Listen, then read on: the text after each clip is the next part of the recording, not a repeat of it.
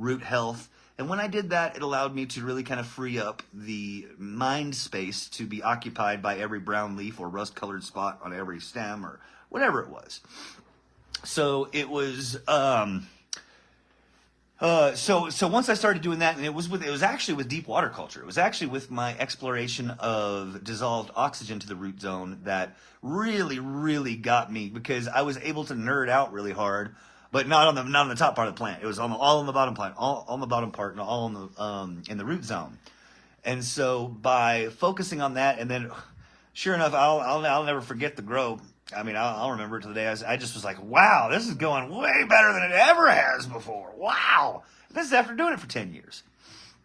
And so I was like, well, this is super, super rad. I love it that I'm able to focus here on the root zone. And as long as I do the things here in this little bucket, this little part of the growing operation, if I do things right here, the rest of it's going to work itself out and come out top quality, come out top shelf. And again, with deep water culture and salt-based nutrients, that maintaining a healthy rhizosphere isn't about necessarily just creating a micro. You can't really create a microbial environment. It's almost the opposite of what you're doing when it comes to sterility in your rhizosphere. Because in a deep water culture, what you don't want is root rot. You don't want the pathogens that can create and attack the roots in a water solution or water suspension. And so there's a whole different set of things that you got to do. You got to keep the water temperature low. Okay, you got to some people use things like HydroGuard or a little bit of H2O2, hydrogen peroxide. These are things to keep that environment sterile, because what you're doing in a deep water culture environment is you are the one, instead of those little microbes that are responsible for giving that plant what it needs, when it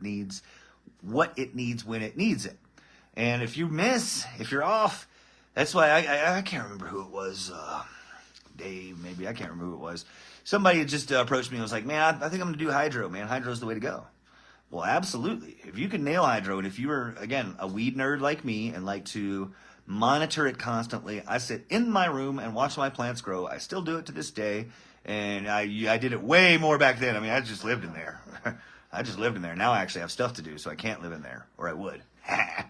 And being able to kind of free yourself up from the anxieties and stressors that can come along with it, because this is supposed to be, the cultivation thing. It's about stress relief. It's about anxiety relief. It's not supposed to be something that stresses you out all the damn time. Easier said than done, I know. But whenever I was able to take the switch away from focusing on every rust-colored spot and every yellow dot on every leaf, and just focus on what I knew the roots needed, I was able to do that. And so your deep water culture is going to have a sterile type environment where you are responsible for feeding it nutrients, keeping the pH in check, and maintaining maximum and optimal oxygen levels. Whereas in a living and organic soil setup, you are not. You are relying on nature and the beautiful evolution that we've come to in this world, where they actually all do all the stuff. Okay? And real quick, folks, if you haven't already, go over to dreambeans.net and grab yourself